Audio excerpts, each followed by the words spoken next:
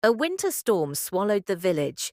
Little Whiskers, the grey cat, was left alone, snow rising around him, heart pounding beneath an old sled. The wind screamed through the night. Whiskers shivered, dreaming of the bakery's warmth, the firelight, the smell of bread, the hands that once held him. Then, a sound, a tiny chirp beneath the snow. He found a small sparrow, frozen and weak.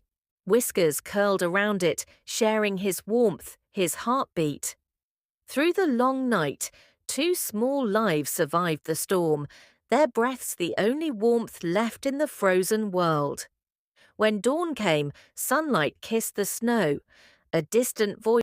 He ran home, heart bursting, the sparrow fluttering close behind. Now, by the bakery window, they rest together. Outside is winter. Inside, kindness forever warm.